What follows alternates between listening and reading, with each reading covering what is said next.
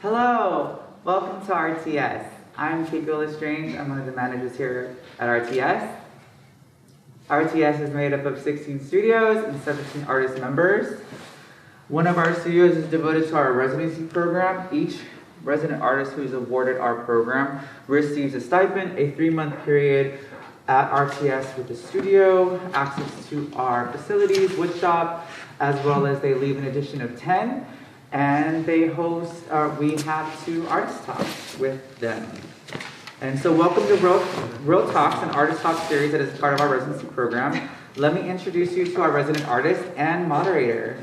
An Lee, she is a queer Cantonese artist and researcher. Their interdisciplinary practice of ceramics, research and performance relies on combined methodology of autobiographical remaking and research on the Cantonese diaspora.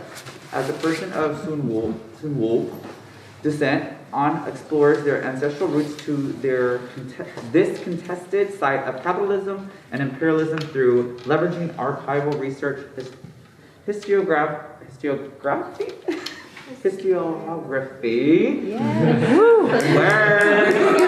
critical race and gender theory. An received their MFA in May 2022 from UC Berkeley's Art Practice Department, where they were the 2021 Jack Kay and Gertrude Murphy awardee. Hey! An previously studied in UCLA's Gender Studies Department as a Eugene B. Cota Robles Graduate Fellow before leaving the program to pursue art full-time. Their work has been shown at Cinema Arts, Root Division, the SF International Asian American Film Festival, Transcene Amsterdam's Transgender Film Festival, and as an emerging artist with a disabilities grant recipient and a creative capitalist artist training grant recipient at the Kennedy Center. In 2022, An received the Simone Ville Zenobia Award for the Watershed Ceramics Residency. An is currently a 2022-2023 fellow at the Helen Center for the Arts. On February 1st, An will be heading to Colorado for 5 weeks to be the ceramics artist in residence at Anderson Ranch. Woo! Our next resident artist, Anjos Anjos, is a first-generation Brazilian-American multidisciplinary queer and trans artist based in Oakland, California, and working in San Francisco and the Bay Area. Anjos recently graduated from UC Berkeley with a Bachelor's in Arts Practice and a minor in Art History, primarily focusing on painting and ceramics. Their art practice is introspective and reflective of the emotional and physical experience of queerness, transness, but specifically articulates its profound and historical resilience. By examining lived, intimate moments captured through photography, they aim to empower those misunderstood for their intersections of race, gender, and sexuality. They teleport their viewer into a visual world that accepts and fosters authentic freedom. They explore multicultural identity, queer visual representation in society and history, and the queer body through a multidisciplinary lens, primarily using figurative painting, ceramic sculptures, and photography. Each piece contemplates the combination of the queer body with symbolic metaphors, illustrated through nature, texture, and an emphasis on highly saturated color to develop a dramatized and exaggerated exposition of queerness and transness in its highest form. Okay! Allow me to introduce our moderator, Jericho Delarose. Yes, Jericho Delarose is a queer Philippine multidisciplinary artist and educator. During her time in college, she had the opportunity to work as a co-curator of the Philippine objects at the Field Museum of Natural History, where she organized a series of monthly events called Pamanang Pinoy. using the objects within the collection as a conduit for community discussion. After graduating with the BFA with an emphasis in art history from the School of the Art Institute of Chicago, she formed an artist collective, Export Quality, together with other queer Philippine X alumni. As an emerging artist, Delarose has had the opportunity to showcase her work in group shows in cities like Chicago, Los Angeles, Johnson City, New York, and Toronto. In collaboration with Afire Chicago, Export Quality has awarded the Crossroads Youth Fund for Cultural Change to support their documentary series, Nakakita. Mm-hmm. Delarose attended the Akuri residency in Steuben, Wisconsin, having received the Brenda Green Gender Inclusivity Scholarship in 2018 and the Hatch Artist Resident for the Chicago Artists Coalition in 2020. Stella Rose is currently an MFA candidate at UC Berkeley. Okay! Yeah. Word. I also won the Murphy Cadigan Award this year. Okay, yes! Without further ado. Okay,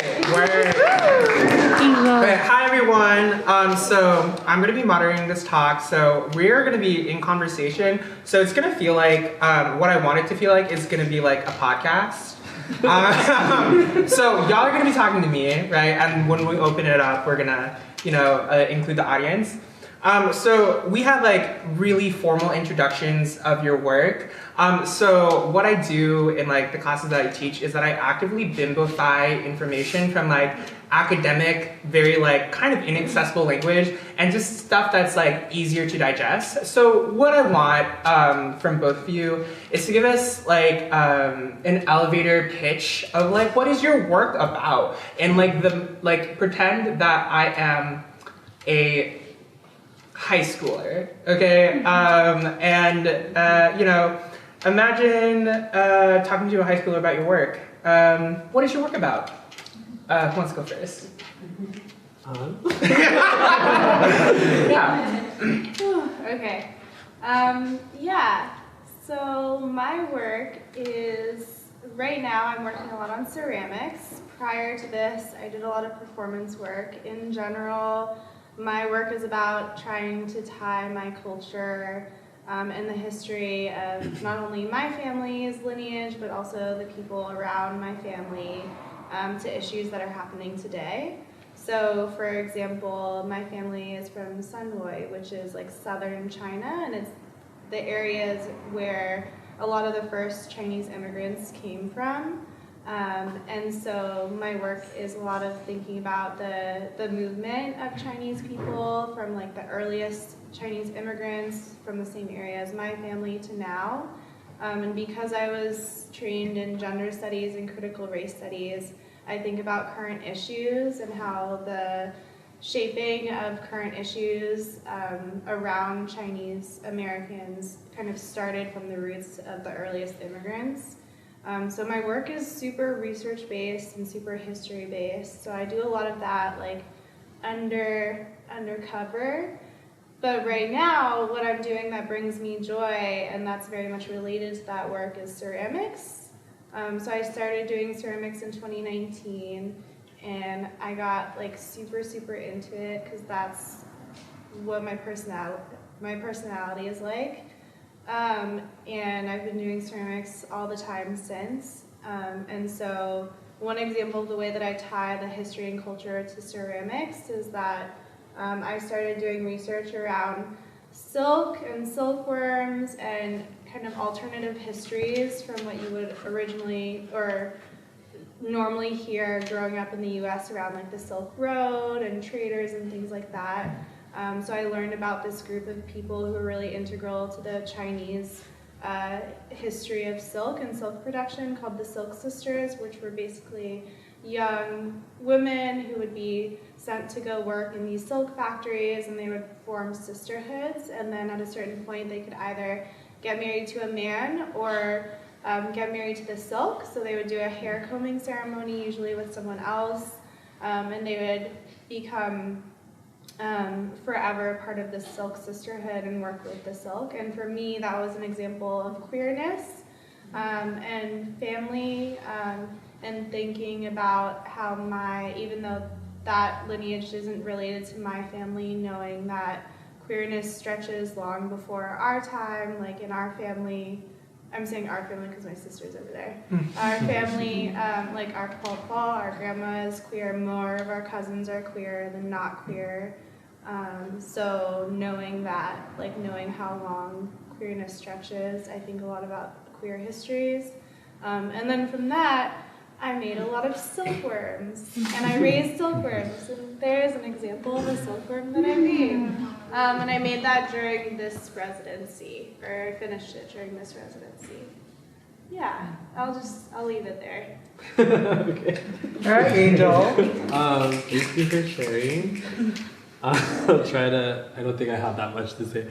I think at its core, my work is about showing an unapologetic acceptance of queerness and transness, and probably a version that I wish I would have seen as a child. My work is about healing trauma. My work is about creating a space of possibility for the future, especially for queerness, and most definitely for transness. And yeah, I think just like finding ways to be embedded in my cultural heritage as a Brazilian American, but also like in tune with nature and symbolism and metaphor. Right, I love it. Bimbo understood that. So I kind of want to like draw specificities and like comparisons to your work. Both of you use like specific animals, right? So you use the silkworm, and Angel, you use the hummingbird. Could you talk about your, both of you, if you would like kind of like your obsession with these specific animals, what they mean to you, and like how they like play into it? Your practice? I think the hummingbird has become kind of I say what would be like the latest phenomenon within the last 2 years. I think it comes from this obsession as a child where birds really represented this form of freedom that I wish I had growing up in a household that, you know, had its own systems and kind of rules that I couldn't break, and that representation of freedom that I so desperately wanted ended up becoming this obsession for birds. And then as I like got older, it turned into an obsession for hummingbirds because of their immaculate color, their kind of effeminate way of being. They're like, you know, they show up and then they're gone. And I think that they also bring this awareness for me to stay present.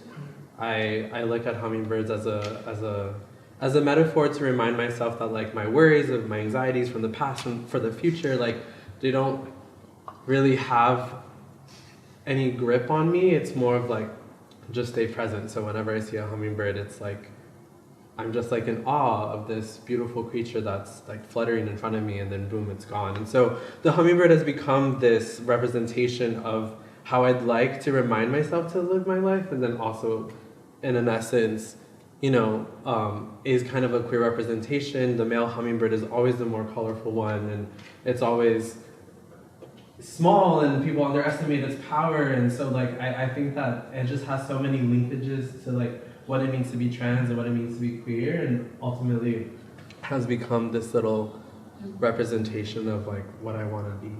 So Can you talk about the specific kind of mating thing that they do that you witness in real life? Yeah. So I was at work. I work at the Young Museum in San Francisco in Golden Gate Park. And it's really nice. We have a couple of hummingbirds that stay like outside in the entrance, and I noticed this mating ritual, which is male hummingbirds will fly up to a really high altitude and then just dive all the way down and swoop in and create like a very elegant swoop before they hit the ground. And the feathers and the way that it opens its wings creates like this whistle tone, and that's how it gets the attention of female hummingbirds, which is so funny because I was like, what is going on? And then I like saw very like to the side there was like a little female hummingbird just like watching. She's like, try better.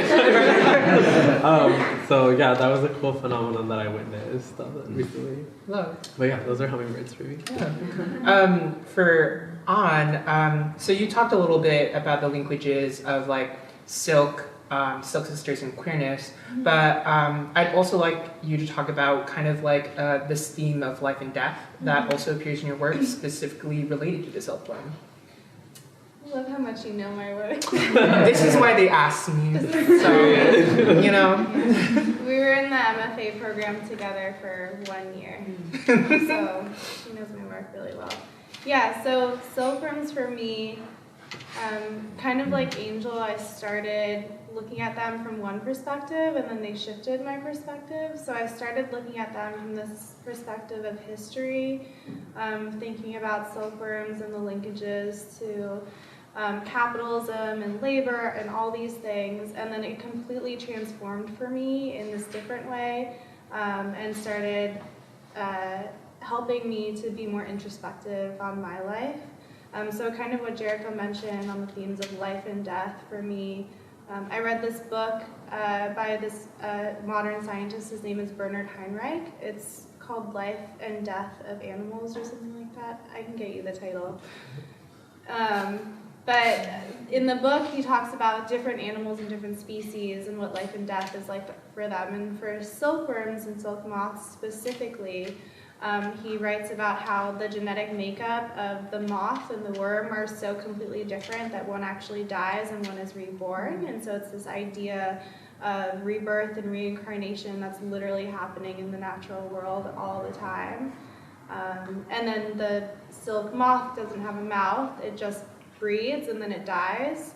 And there's something like so beautiful about that and about the reincarnation that really speaks to me, especially when I think about like the true core of my work, which is connecting to my ancestors and the history of my ancestors, which really ties in with this life and death of silkworms that's happening as part of nature all the time. Fab. Yeah, we love it. So I definitely have, as you know, the pseudo high schooler in front of you, I have like a better understanding of your work now. What now I'm interested in is your kind of what you did before ceramics, right? And like what pulled you into it? Because someone who just like dipped their toes in ceramics, it's fucking hard. The amount of patience, trial and error, and things that can go wrong with ceramics, I'm just like, why in the hell would anyone ever choose this medium? For context, I'm a person that like thinks for 2 weeks and makes in 2 days. That's like my artist practice. So I kind of want to like, I want to see, you know, like how did you get into ceramics, and also,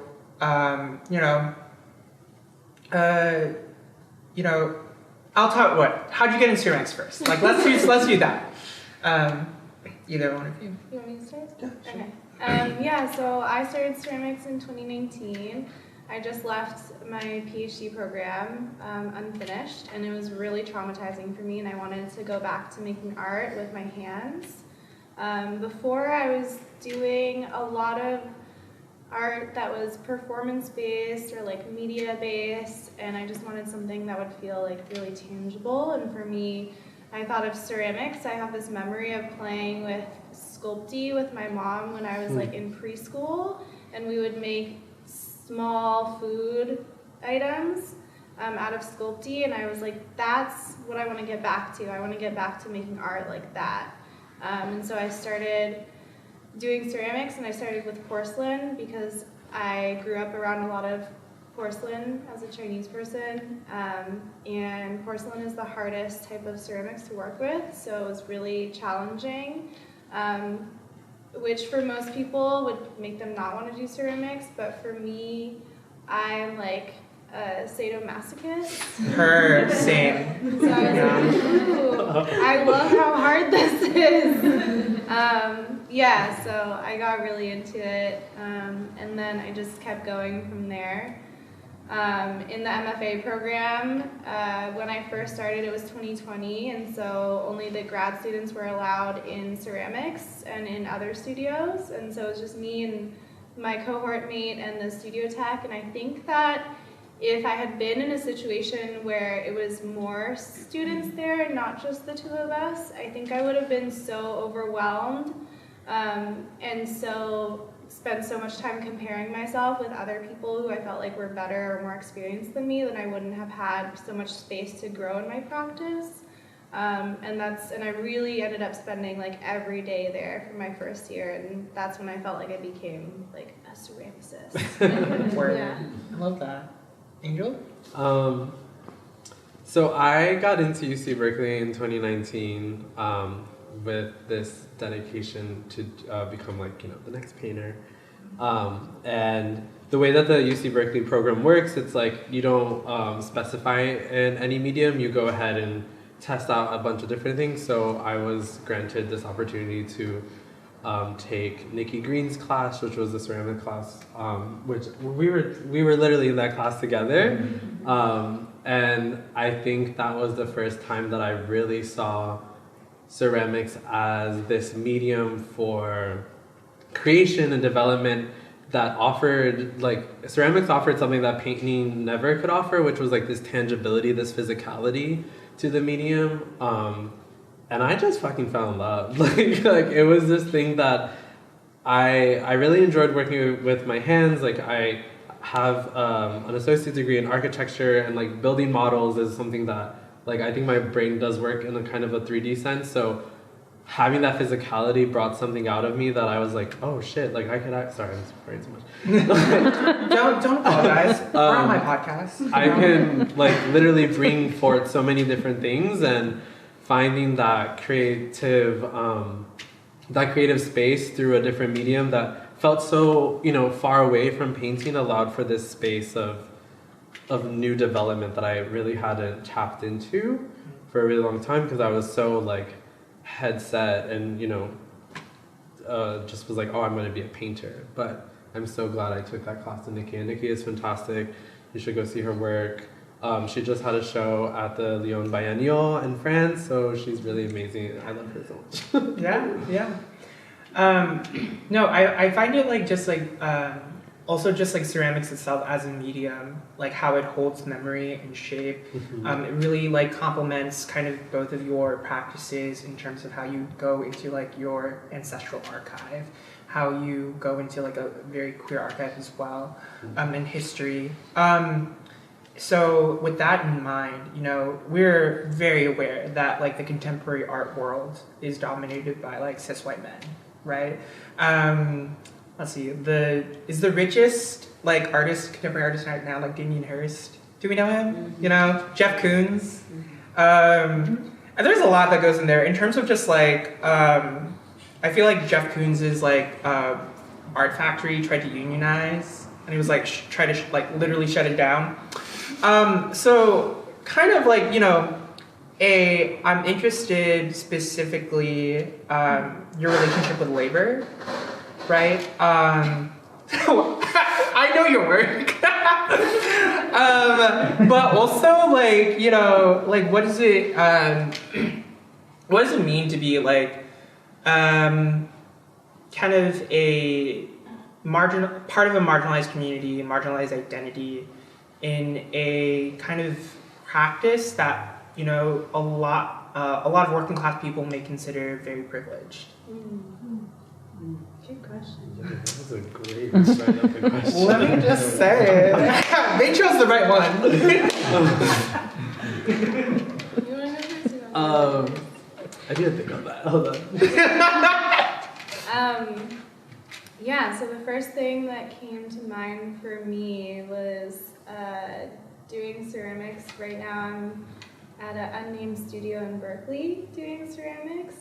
And it's really interesting because it really is a very privileged type of work to do. I mean, you need to like pay for the clay and the kilns and everything and the classes, and it's a very interesting experience coming from an MFA program, having a like master's degree in ceramics, and then having a position in a studio where in other studios I feel like you're kind of the boss of the studio, and in this situation we're more like elevated janitors. And I think that comes from the privilege of the ceramic community, and specifically I think the potter community is really different but like overlapping on the artist sculpture community.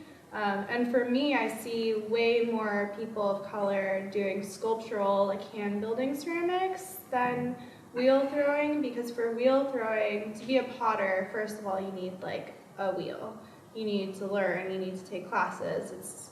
It's hard. It's a lot. I don't know how to throw. I'm not able to afford the classes at the studio that I work at, and I've told them.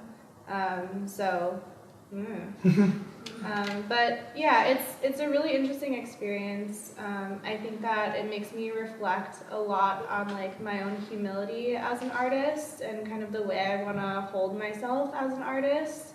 I think that there's a lot of ways that MFA graduates are really, and you know, I have 3 degrees from Berkeley. Like, I'm super privileged in my own way, very academically privileged, and I feel like the humility of like mopping the floors of this studio is almost really good for me in a way. I want to stay grounded in my practice. I want to stay grounded in like community and like why I'm doing this work, and I want to stay grounded in like who I'm doing this work for. So it's not to say that I like the landscape of ceramics, but I feel like I'm learning a lot from it, and I'm learning a lot about myself. And there's definitely pockets of queer people of color in ceramics community, like us, obviously, and people that you'll go and find at like, you know, all the different residencies that I'm at, there will be like at least one other person who knows like 10 other people, and then everyone's trying to take over like Ensika, and it's, yeah. So it's definitely happening, for sure. Yeah, I'll stop.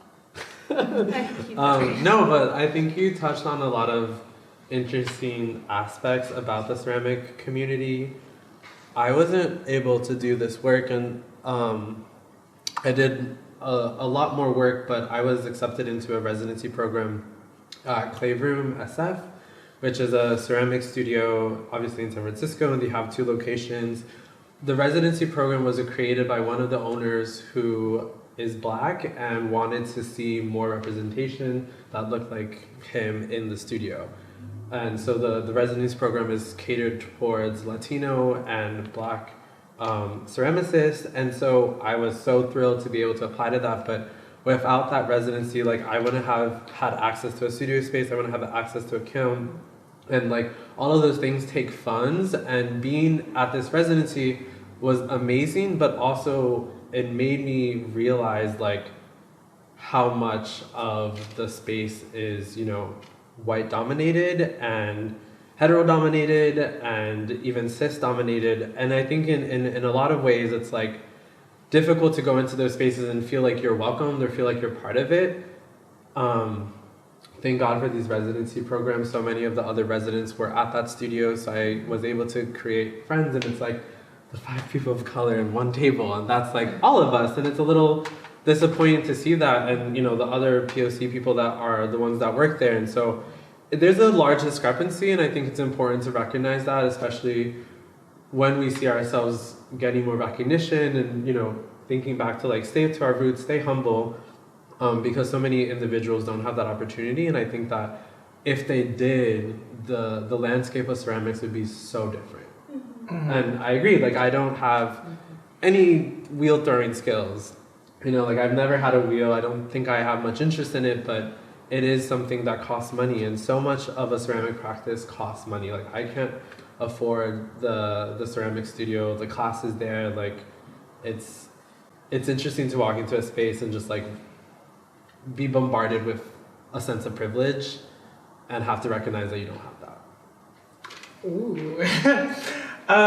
Yeah, like on like wheel throwing, like that shit, yes. Like I feel like with wheel throwing, I throw pots sometimes. I'm not the best, but you have to be like actually centered and stable, and that's just like a lot. Like with like that specific practice, it's like such a metaphor for like the type of person who's able to do it. Yeah, and we're all water signs, so we're none of those things. Yeah, like but like, you know, a water sign for ceramics is very grounding, if you will, you know.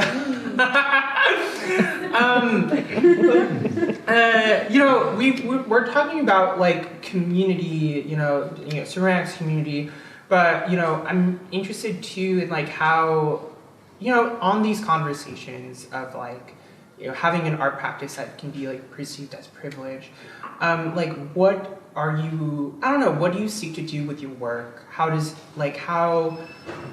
you give back to your community? Like, who is it for? You know, when I think about my practice, I really think about like, I don't know, allowing people to be given permission to be who they are, right? So like we live together, by the way, me and Angel, and I've shared a lot of my art with them, and we had a moment where it was just like, wow, like trans T girls really are thinking like dolls know what they're doing. Bro. No, but like this moment of connection Yeah. was so like inspiring, and I was wondering like, have you had those moments of connection with your community? You know, what does it feel like for people to look at your work and like, I guess be inspired, you know? Yeah, I think that in an overall sense, my art practice has always been this focus on transness and queerness, and I think I reached the point probably within, my halfway through Berkeley where I was like, my art is for an audience and that specific audience, and I'm not gonna apologize for the folks that are not in that audience. My work is for queer people, my work is for trans people, and I think that I entered a place with my painting specifically where painting became this place where I could paint my own identity that I wasn't able to achieve at that moment. So like maybe throughout 2019 to 2020, I was like trying to find myself in the painting, right? Like the person that's standing here was in the painting, and the person that was painting it at that time wasn't this. Mm-hmm. And I think I reached the point where I was like, this artwork has gotten me this far, but I know the community has gotten me farther. Mm-hmm. And I realized that I was like, I have a responsibility as an artist to write my history and write those that have been in my history into, the history of art. And it clicked, right? Like I think in that moment I was like, I wanna portray the folks in my community. I wanna portray the individuals that inspire me to be my authentic self. I wanna portray them in ways that are powerful, that are unapologetic, and there's probably a little bit of delusion or this like aspiration for what I wish the world was, but honey, I'm a Pisces, so like I'm just gonna go ahead and paint it that way, and 20 years, 30 years, 100 years from now, like you can look at that and be like, yes, contemporary art from the 2020s, you know what I mean? But I think that's like where I've strived to give back to the community, has been to represent the community and be the writer who represents that community. Like I want to be the historian that does that. And if I throw in a little bit of delusion in there, period, like whatever. You ate that. Let's go. Oh, can I have a question again? Right. No, for sure. Just like thinking about when, like, making work about community, mm-hmm. right? How does your work, or how have you seen your work directly impact the community you make work about, Yeah. It's, I've been kind of emotional this week around the shootings that have been happening, so that's why I need, like, this question again. I make work for queer people, for queer Chinese people, especially for queer Cantonese people. I'm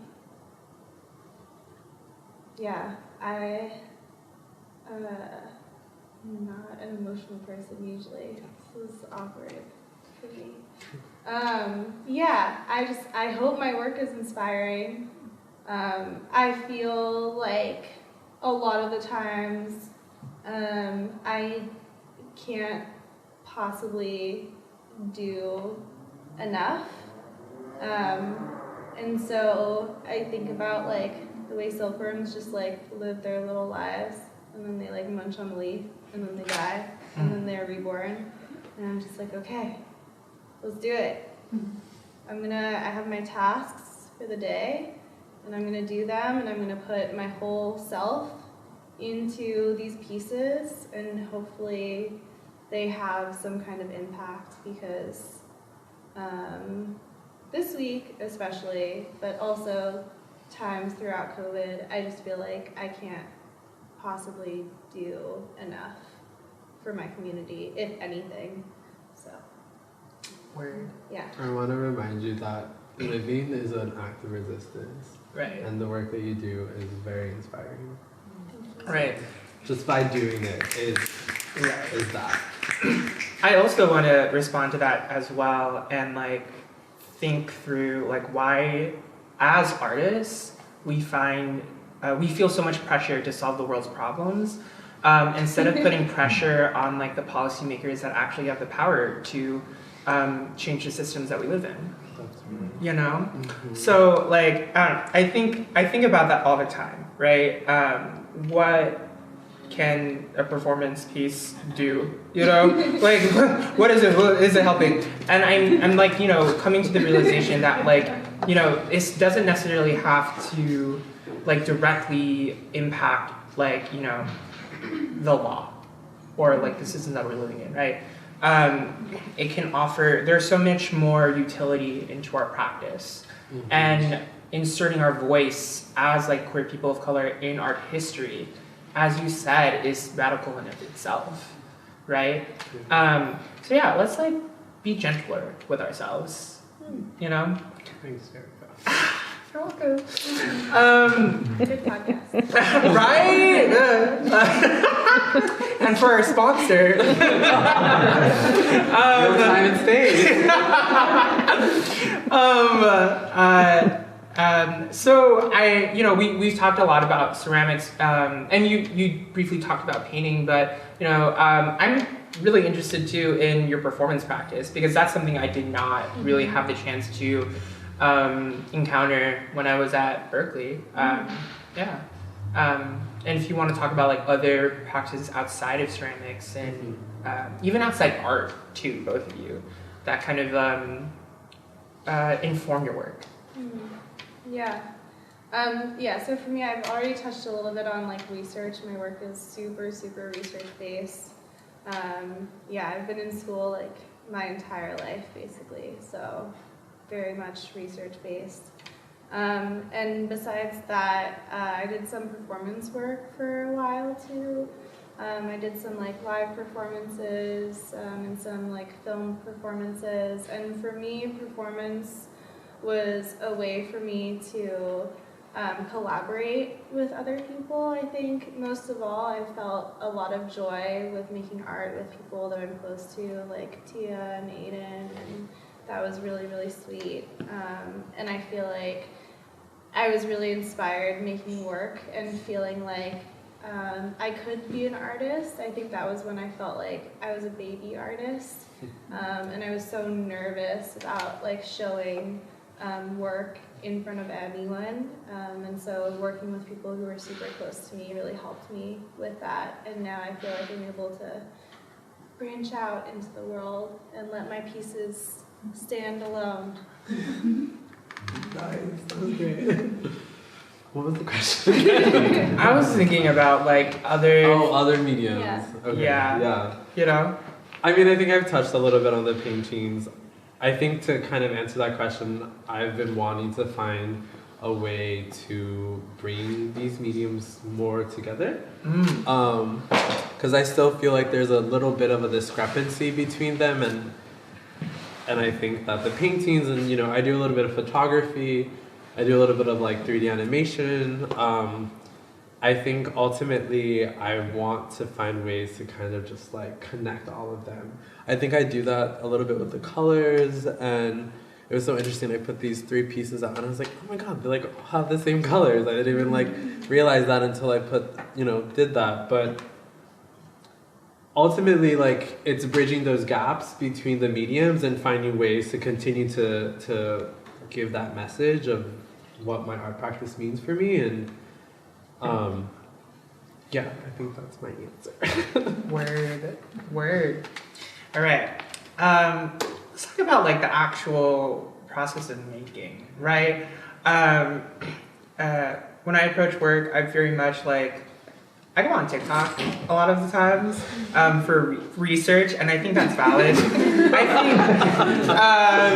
I think, living your life and actually like living a life outside of art is something that is just like very generative.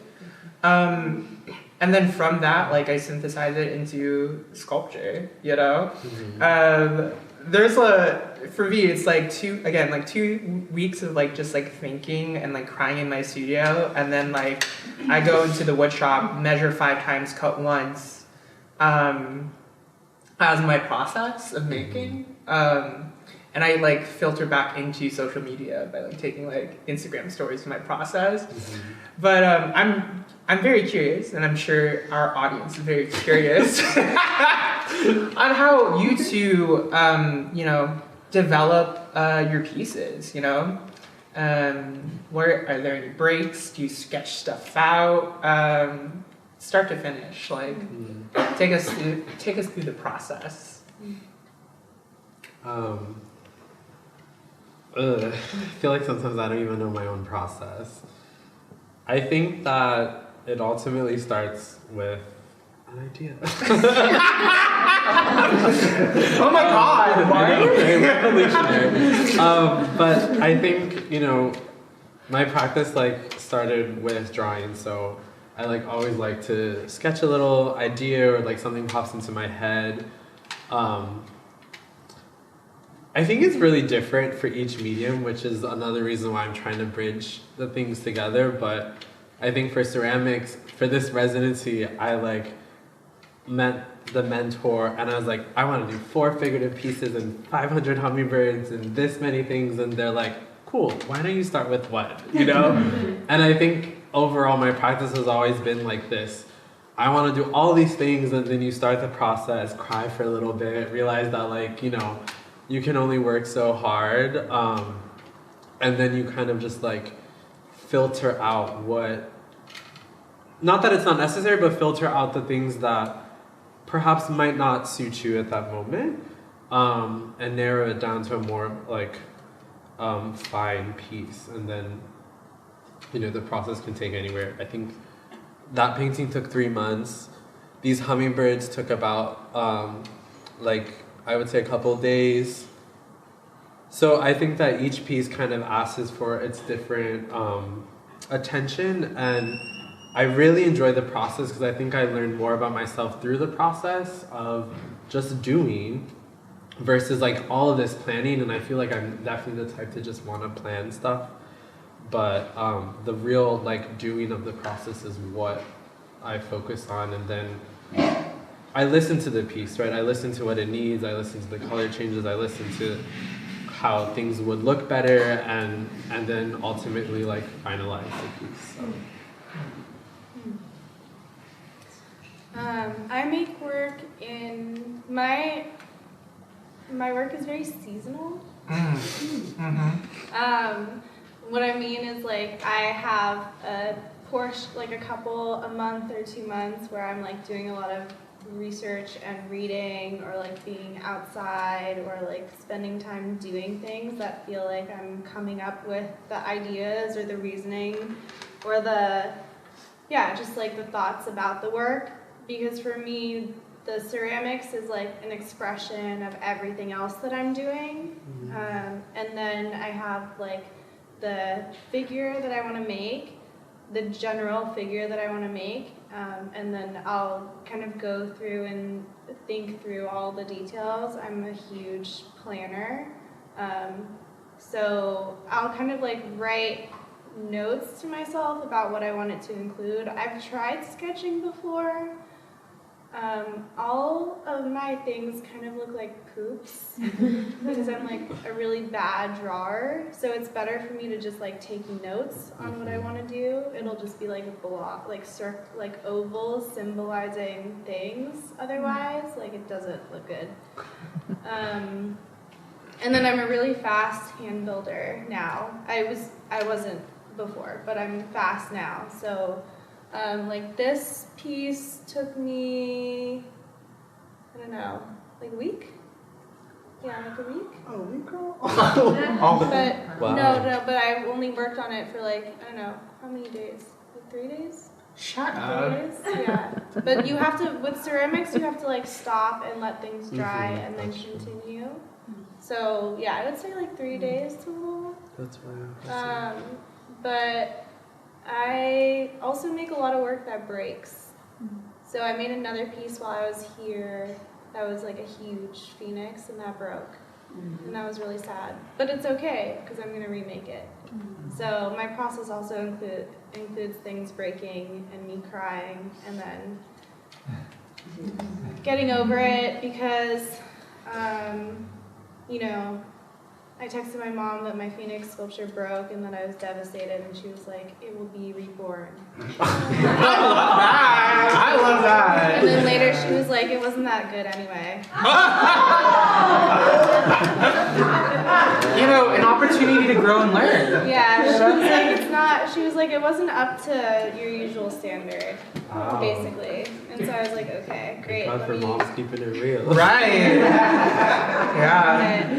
So, yeah. Oh, my process also includes a lot of me talking to my mom and my sister about my ideas and how, like, our culture is represented in my work. Yeah. Speaking of process, I want to ask you both, like, specifically on, like, an aspect of ceramics. Glazing.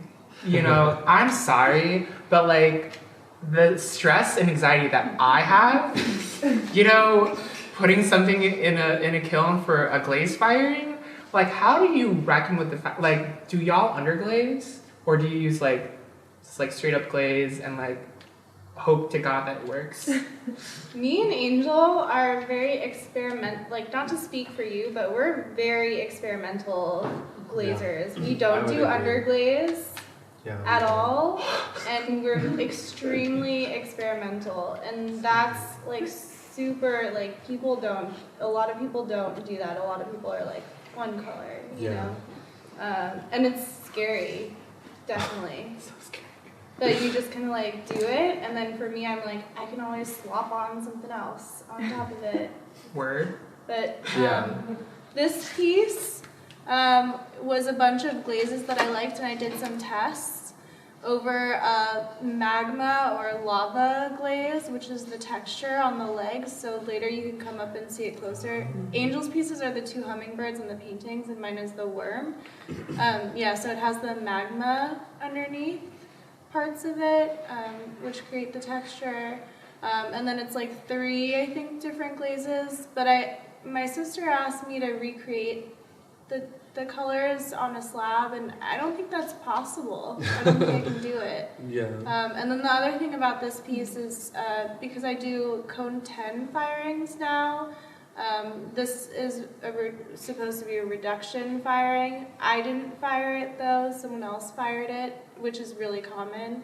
And the top half didn't get reduced as much as the bottom half, which is like totally up to the oxygen flow in the kiln, which you can like kind of control when you're firing it, but also has to do with like what else is in the kiln, what's the air like that day, like what's happening in the world, you know, you can't really control it. So, you know, you just kind of let ceramics have their own lives. Yeah, no, I think you put it beautifully. I definitely am experimental for some reason. I'm just not into like using underglaze. I think, again, right, like I'm coming into this as a painter, and as a painter I think I have a lot of control, and I'm really anal. So I think that ceramics offers me this opportunity to release that desire for perfection, even though I hate it. But you know, for these hummingbirds, I did like over 5 tests. Like I reglazed different test tiles over and over and over again. And so I think to the best of my ability, I could like, okay, I think this is how it's gonna come out. But even then, there's uncertainties. And there's something about like putting in the kiln and just releasing yourself to the kiln that is, I don't know, it offers a certain level of like, it's up to the fates, you know. So, kiln gods. Yeah. Right. Oh, gee. So we have all those, we have those days where, you know, we don't want to make work. We're exhausted and tired, but you have a opening in the next 2 weeks, right? Not with ceramics. Right, in a month. Yeah. Maybe, possibly. I don't know. But or like, you know, you're Coming up. Right. Coming up. You don't want to start and you procrastinate, possibly. Wow, how do you find your motivation to like get up in the morning and like start making? Like, what inspires you to like walk on this earth? Pure anxiety. Honestly, pure anxiety. I think that I'm a procrastinator at heart, and so having a deadline creates a little campfire under my ass that I like will really push to get deadlines done. I think I'm also a perfectionist, so like I can't not have something done. But it was interesting because when I was thinking about this question, I think it also ties to like the space that I have. If I have a studio space, if I have a location where I can kind of like break off from my day-to-day life, like I can create work in a much better fashion than if I'm like trying to do it in my room. Which is why I'm so thankful for the residency that I'm about to start, and also the residency space that I had just come into, because you know you graduate college and you're like, all right, I'm just gonna like set up a little corner in my room and I'm gonna like dedicate some time, but then you get off work and you're like, don't talk to me.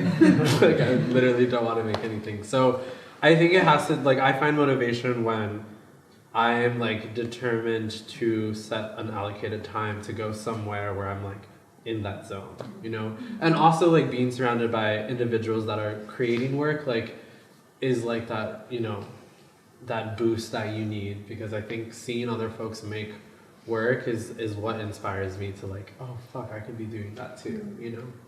Yeah. I think for me, honestly, like, I'm at a place in my career where I still feel like lack of resources, or like, what's the word? Like, I don't feel abundance. Scarcity. I feel scarcity still in my art career. I didn't feel it as much in the MFA program. I felt like gratitude for this space, but I didn't feel scarcity. And now that I graduated, I feel scarcity.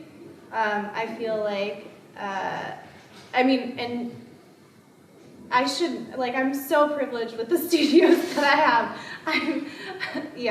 But like, I still feel like, okay, when is this gonna end? You know, like, how am I gonna make this keep working? I'm very privileged, again, I have a bunch of residencies right now, but like, when am I gonna lose this space? When am I gonna like lose these resources? How am I gonna make the best use of the resources that I have right now, or that I'm gonna have? And so I have to really like plan. I'm a big planner, so I plan in advance.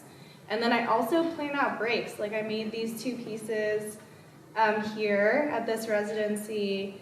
And then I was like, it's January, it's raining, I'm gonna rest. And then I was like, am I being a bad resident? Am I not, like, I have a lot of like those kinds of like, I don't know. Guilt and shame. Yeah, I think it's from whatever, like, immigrant parents, whatever you want to call it, you know, like, I'm just like, oh, Childhood trauma. Kiko's gonna text me and tell me, so Kiko's very nice, it's all in my head, gonna text me and tell me that I'm a bad resident because I've been resting this month, you know, and that's not true at all. You know, so I think for me, I need to just like plan more rest and more breaks. And lack of motivation is actually helpful for me. I try to see it as a time when I should be resting and recovering and rejuvenating, and like when I have motivation, it will be the time to make things. Yeah, it's good. You know, if you don't like find the time to rest, your body's gonna find it for you, and it's like, yeah, I've experienced that. It's horrible. Don't overwork yourself, you know?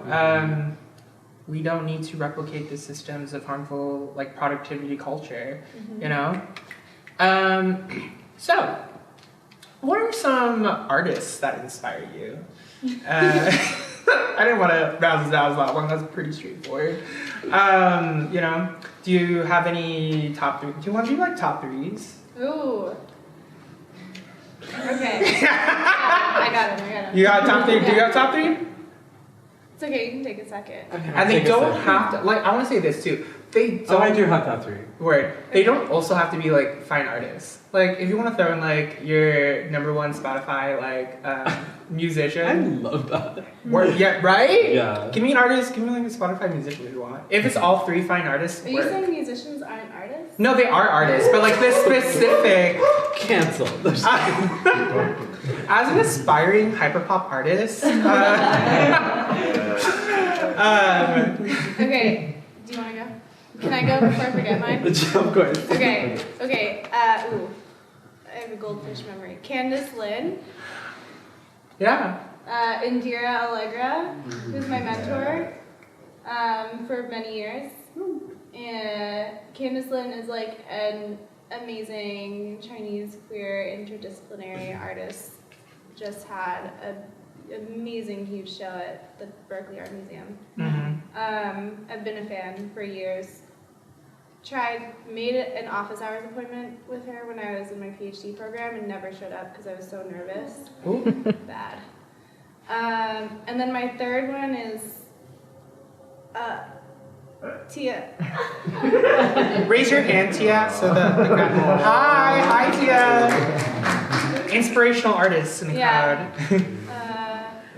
One of my closest friends for like 11 years, who's also an artist and inspires me to keep going every day. What type of art? Yeah, what type of art do you do? She does music.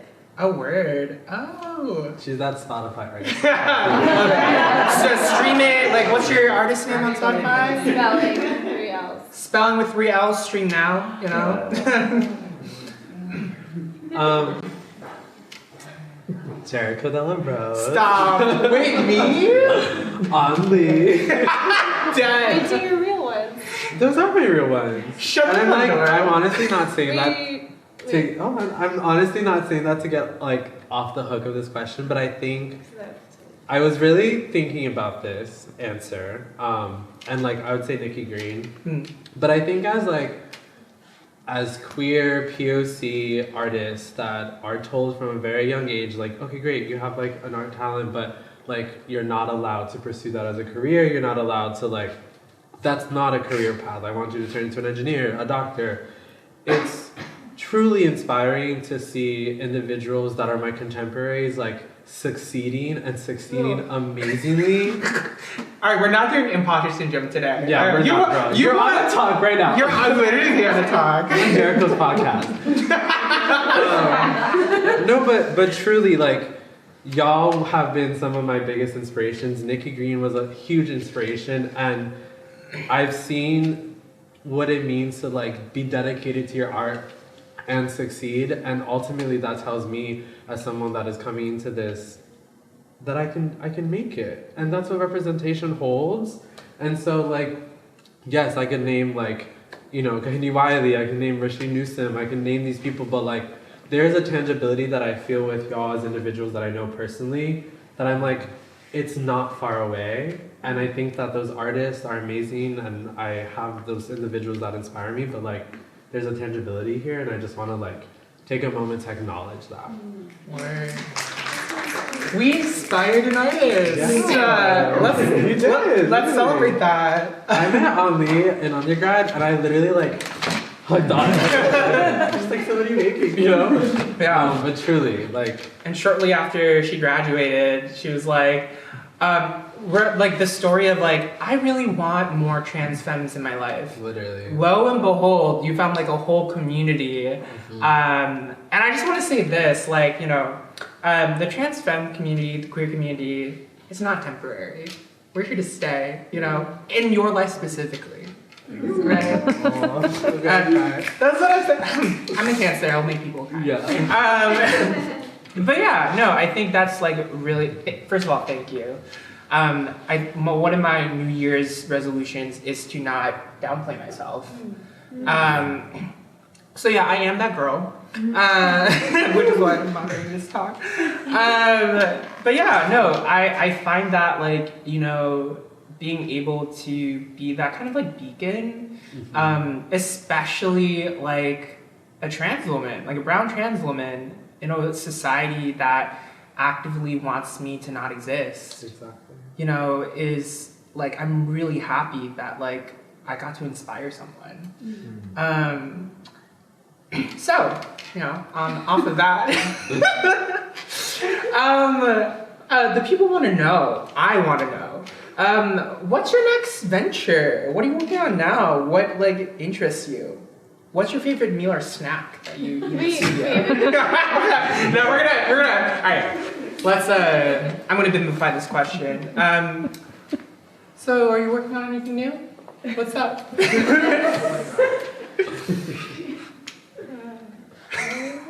I mean, I'm starting the residency at Real Time and Space. Thank you so much. February 1st, I'll be here for 3 months in that little studio space. So I'm excited to create work. This piece is part of a series called Emancipation from Sin, and I'm excited to continue that series. I also have a show coming up at UC Berkeley in April. When is that? April 12th. April 12th? Yeah. April 12th, UC Berkeley Worth Writer Gallery. You know. So yeah, that's the future endeavors. Nice. Yeah, I am also working on a series of mythological creatures, Chinese mythological creatures that have been like queered, and the silkworm is like part of that, and then the phoenix that broke that I'm remaking is also part of that. So I'm working on that, and I'm also continuing, I make some like pedestals out of ceramics, and I'm going to continue making some other furniture out of ceramics as well. And I will be at Anderson Ranch starting next week for 5 weeks, which is an art center in Aspen. I love it. Ooh. Yeah. I also want to do a time check. It's 8:30. Are we good on time? Word. Yeah. Okay, cool. Questions? Okay, yeah. So where can people follow you on Instagram or like any social media network? I don't know. Plug in your handles. My handle is Anjos. That's also, I'm gonna do a slow release of my website. It's not totally done, but you can find my website at angelalbianjos.com. And don't follow me on TikTok. My website is a-z-lee, L-E-E, .com, and my Instagram is onlee_FAA. Yeah. Love that. I want to plug myself in too. Yes, do it. My website is Jericho de la Rose, Gericault. It's French. JerichoDelaRose.com. And you can find me on Instagram at IM_UBAE. I'm Ube. My Instagram stories are really fun and raw. You know, I don't have a close friends list. What you get is what you get. Because I don't believe in that. Like, I will be like authentic the whole time. Inspirational. Right, like overshare. We're allowed. So you know, this is a live podcast. I'm wondering if anyone from the audience would like to ask our esteemed artists any questions that we didn't go over. Yes, in the back. I guess I was hearing you talking about finding rest just now, and a sort of follow-up question in my mind is like, for someone that has been told that like the rest is not important and stuff, how did you sort of, or how are you sort of now getting like maybe what it feels like to like maybe, because you said you put that rest like beforehand, so what are some ways that you can sort of gauge that? Could someone maybe, I didn't really hear It's so basically the question was like, you know, in a world that doesn't prioritize rest, like what are ways that you find rest within your art practice, like tangibly? Not even just fine, but how do you determine like when you need rest, I guess.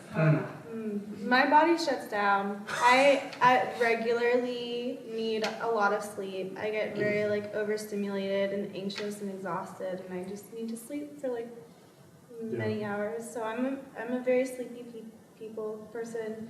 All my close friends know this. I sleep a lot. I need a lot of rest. Yeah, I think my body also tells me. I think that my work ties into a lot of my emotions, and so if I'm not in a good mental health space, like I will have to take a step back and just take space and rest, honestly. Yeah, I think I listen to my body, and I think ultimately it's like that again, that like it leads to timelines, right? Like we have a certain allocated time for residency or that, and then like literally like I finished my residency and I was talking to Anna and I was like, I haven't done any work, which is like great. Yeah, that's fine. Sleep. Yeah, so like this whole month of January I've been like not doing work. So And that is okay. yeah. Yeah. Anyone else would like to ask a question?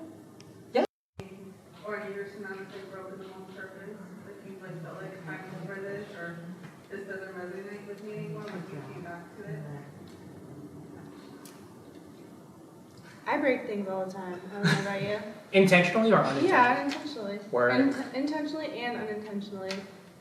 Unintentionally is horrible. It sucks, but it happens all the time. Intentionally, it also happens all the time because I'm not satisfied with how it came out.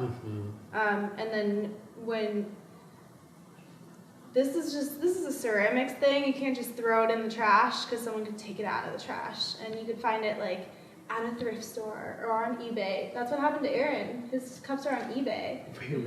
Whoa! Yeah, Oh because my he gives them god. away for free. So people, this is like a very ceramics thing. You can't just like throw away your work. You have to like destroy it. So if I don't like something, I will like be at the trash can, like throwing it and throwing it and throwing it away, because people like to take little pieces or like make a mosaic out of your broken ceramics or something like weird like that. And when I am not happy with a piece, I don't ever want to see it again. Yeah. I don't want to see it in someone's backyard mosaic. I don't want to see it like at Goodwill. Like I want it off the universe, which is really hard. And yeah, I also have made work about breaking pieces. I made like in my first year in my MFA, I made like close to 1,000 porcelain masks, PPE masks, like the ones you all are wearing. And then I made a whole piece about like throwing them on the ground and destroying them, which was super satisfying. I think I'm a hoarder at heart, so I hold on to things for a very long time. I've only ever destroyed one painting, and it was tied to an X, so it had to go. Such a Yeah. Anyone else? I'm just curious.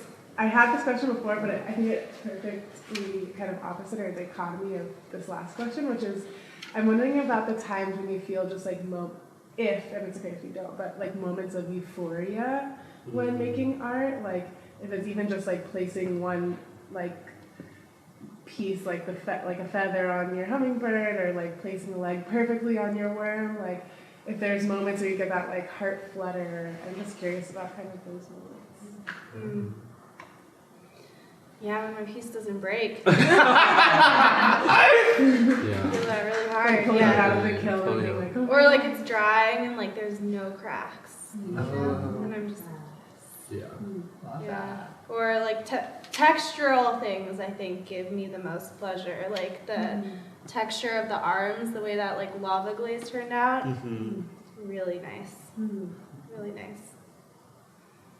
I think for me, I've had a couple of moments of euphoria. I think for the ceramic work, it's definitely like pulling out a piece from the kiln, and it's like, you know, like this piece. I made 21 like floating hummingbirds from the residency, and this one was the only one that I was like the two Oh, that one. from Friends to Lovers. That's what they're called. This was like the one that I was like the most pleased with, and so I was like I just want to hold it, you know, like that was a moment. And then I think another moment that I find a lot of euphoria is when I'm like looking through my artwork and I'm starting to see like these like subconscious connections, especially with like the color or even like the subject matter. Like a lot of my earlier figurative work surprisingly still holds a lot of similar postures or similar like bodily movements, and for me, and I'm like, oh my god, it's been like 4 years and I'm still reiterating the same thing. Feels really good because I feel like I finally have found perhaps a voice that I'm like echoing now throughout the pieces and creating a name for myself. So yeah. Oh, thank you. We had a question back there. Yeah, I have a question about most work. I feel like you're both artists who I feel like are in conversation with the technical aspects of art making, either through like the formality of like painting figuratively or through like ceramics and the process of firing. I know that Anna's very ingrained in, and I'm curious as to, I think there was like what has been brought up before in the talk has been like the idea of experimentation and also being two artists that are very that are doing a lot of like experimental practices, and I'm curious if there's like any reasons that you all point to in your practice that you have decided to take more of an experimental route in terms of the technical aspect, and I'm curious because there's also questions around like access, and I feel that very heavily as an artist myself. Why I feel like I'm pulled into one or the other. Yeah, I think they're both really tied, and I feel like they're also really tied to like queerness and like queering art making. Like for me, I know that like because I don't have the privilege of just going and paying for my work to be fired at a studio, I have to work at the studio in order for my work to be fired. And since I'm working at the studio, I'm learning how to fire the kilns, you know, and since I'm doing all of this and I'm realizing how inaccessible it is for like my community, my dream is to work at a community where I can make it accessible. So I'm like, okay, let me like really learn how to fire and like really learn all the aspects of this, and like why, like how much people are being charged, and like what's actually going into this process.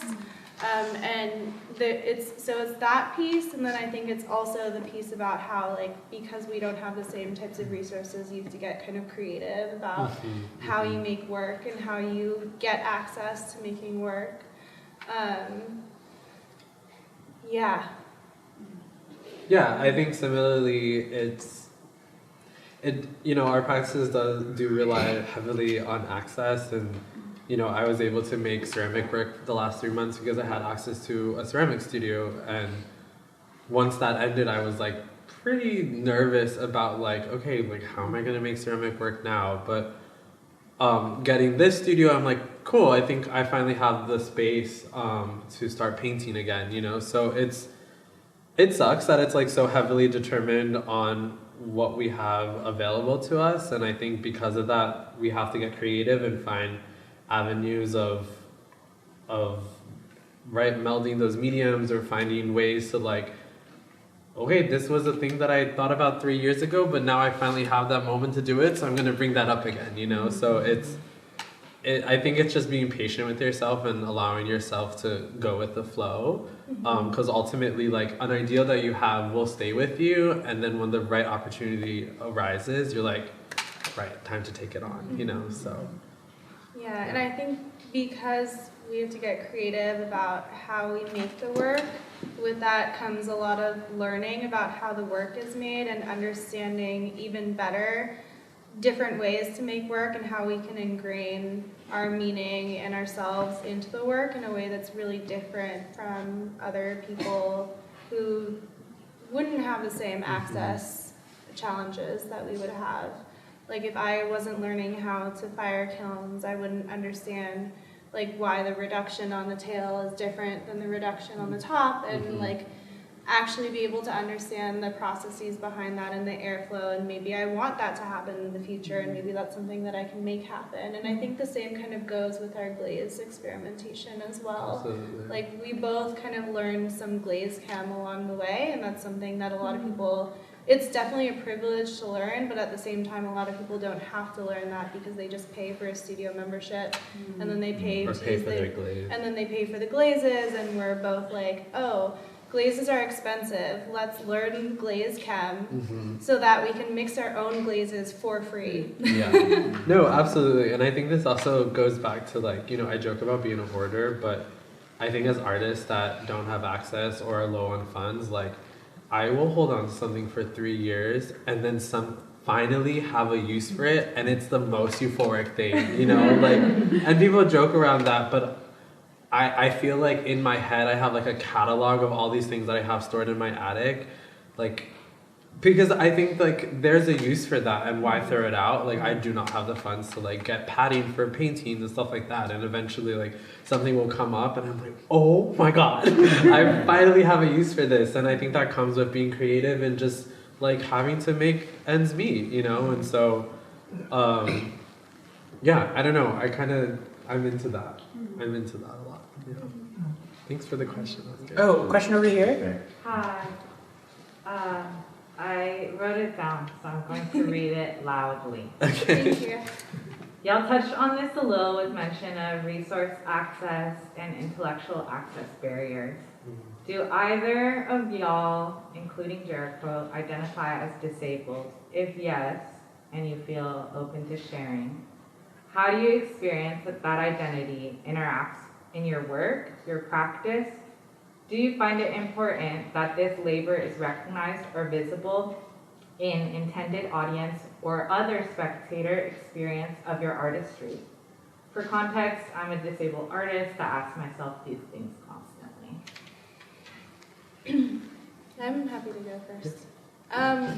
Yeah, it's definitely it's interesting for me because I have at some point, and I got like funds for being a disabled artist, and at the same time I was like, whoa, I haven't really ever considered myself as this because I've never had anything, any disability that felt visible enough to get access to resources like at school and things like that.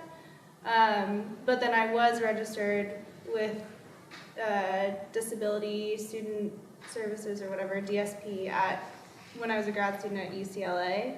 So I would say, like, for me, it's an interesting, I'm not quite there yet where I identify as it all the time, but I definitely know that I am, in like all the like definitions of what it means to be a disabled artist, but it's not something that I claim all the time. Yeah, I wouldn't say that I don't consider myself disabled. I'm definitely able-bodied, and I think that that's a really great question because it puts into context a lot of like the privileges and the issues that other disabled folks might feel. And I think that COVID especially like brought a lot of visibility to the ways that disabled folks have been living their lives and have successfully lived their lives. And I think we need to definitely be listening to disabled individuals who know how to maneuver difficult situations. And yeah, I think that it's something that I want to be more aware of, and thank you for mentioning that because that is something that I should recognize.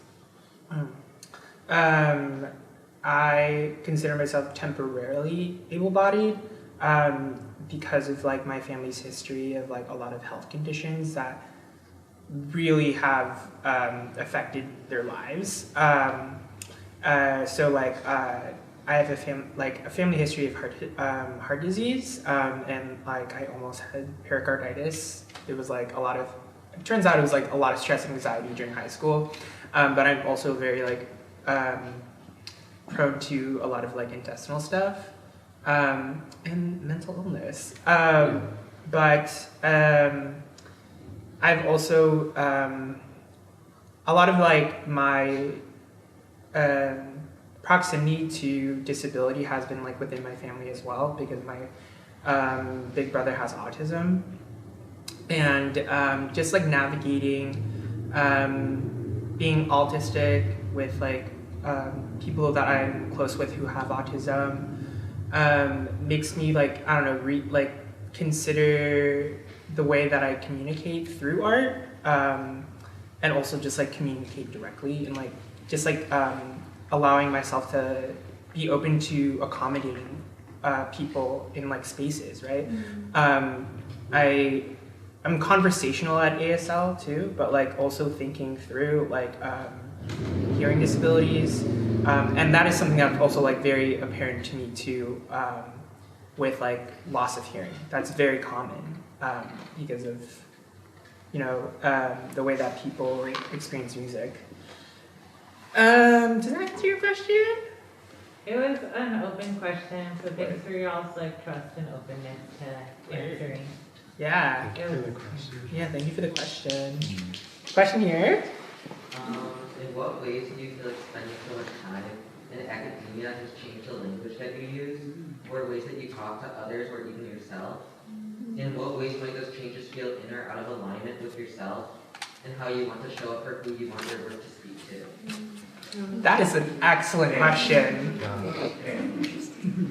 I think for me, academia has definitely shaped my understanding of the art world, like what careers are possible afterwards, and also have given me an ability to think of a career path afterwards. But I do recognize that there is an inaccessibility to that. I currently work for the De Young Museum. I work as an interpretation and outreach associate, and that's literally just a fancy way of saying that I give like public tours. And a lot of that program has been an initiation to create more of a layman's or like normal people. That's terrible. Why would I say that?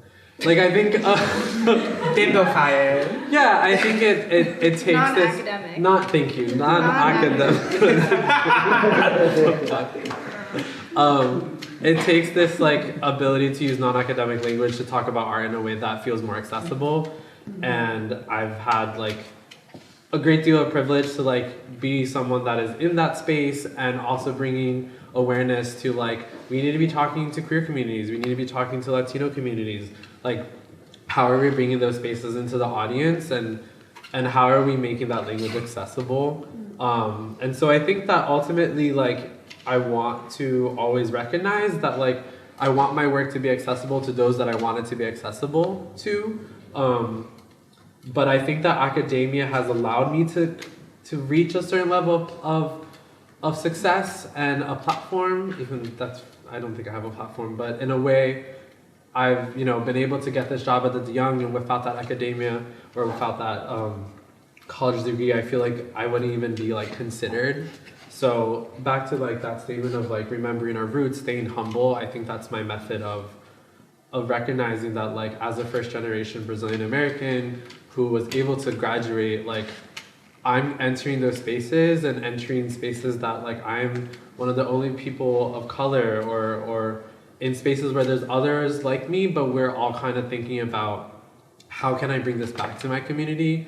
And it's really exciting to see that certain institutions are excited to listen to us, but in many cases they're not. So I think climbing that ladder of power just to like remember to come back to like your roots and how you got there is the way that I try to remember that, if that answered your question. Yeah, I have been steadily in academia most of my life, except for like 3 years since preschool, and I'm turning 30 this year. So a really long time. So a really long time. So it's really hard for me to separate myself from like myself without academia, and I'm trying to work on that. When I was in my PhD program, I was like steadily heading towards like a lifelong academic route. And then I had like a really traumatic time and left the program. But before that, I had a paper that I was so proud of, and I had my mom read it. And she was raised in Hong Kong, but Hong Kong was a colony, and so she was raised speaking English, and she came here. So she's an immigrant, but she's extremely fluent in English, and read the paper and did not understand what I was talking about at all. It was very theoretical and academic, and I was just like, wow. If my mom can't understand my work, then I'm not making work the way that I want to be making work. And I will always remember that moment because I was so proud of that paper, and she literally had no idea what I was talking about. And that's when I kind of shifted who I wanted my audience to be from this, because I think before I was speaking to a version of myself. I was speaking to myself who had been through not only these had the culture, but also all this academic experience.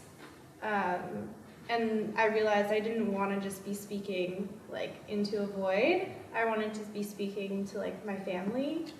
So I've been working on that for a while and continue, hopefully. Can I answer the question? Yeah. No, in my my personal practice, educational practice, I think about how opaque vocabulary and language is used as a gatekeeping tactic, quite frankly, for the institution to keep their knowledge within people who are able to afford institutional education, right? So in the age of, I think we've moved past the age of knowledge and more to an age of curation, where we gravitate towards people who have read Marxist theory and are able to break it down into digestible chunks, right? And so definitely that's kind of where I see my educational background being made useful for a larger community. The Judith Butler apparently works at Berkeley, right? And her stuff is really dense, and as I've said before, there's an active bimbofication of that theory, making it this is for queer people. So what is the point of it if it's gonna we can't read it, right? And listen, I don't know if any of y'all have read academic texts, but you could have made this into 2 sentences. You know what I mean? If right? I'm just come on. So when you actually are in deep with it, it's just and also the fact that we're taught to write and speak this way as a marker of knowledge, right? But we also have to recognize that it's not necessarily a marker of knowledge if you know certain words, right? First word in undergrad, juxtaposition. You're putting something next to something, right? Right. So it's just again really kind of being dubious of these languages and access to language when approaching it, and also just using it to your advantage, when stuff is gatekept. I want to add on to that. There's this juxtaposition language as we are in ways translators. I think about my parents and how there was, or even family members where there was moments where I had to translate English into Portuguese, and in many ways we are those translators of academic language into layman's term. And I think that it's important to recognize what that power holds, but again, staying true to your roots, because unfortunately to be able to get a seat at these tables, we have to be able to talk and hold ourselves in those spaces. And I know that that's in itself why we want to bring those institutions down, but to get a seat at the table, you need to be able to speak those things and then turn and translate that to your community, your family, so what does it mean to work the institution, work academia, so that you can finally be taken seriously in these spaces as queer, POC, trans people, while also being representative of those communities and like asking for your due respect. Mm-hmm. Yeah. And I feel like to add on, if I could add on, I feel like the end goal is like, representation is kind of like a step in the direction of liberation, and like recognizing that like true liberation isn't getting a seat at the table, but like breaking it down entirely. Yeah. Right? Because like, I don't want to be like compared to or like have the position of a white man to oppress others. I just want everyone to like have equitable access to resources. Yeah. Right? Do we have time? Do we have time for one more question? It's 9 o'clock. It is 9, but if we do have one more question, we can. Yes. We can have one more question if anyone feels. So inclined. So Awesome. No pressure, no worries. That's completely fine. Thank y'all so much for coming out to this amazing talk. Thank you to our wonderful, amazing resident artist and moderator. Yeah.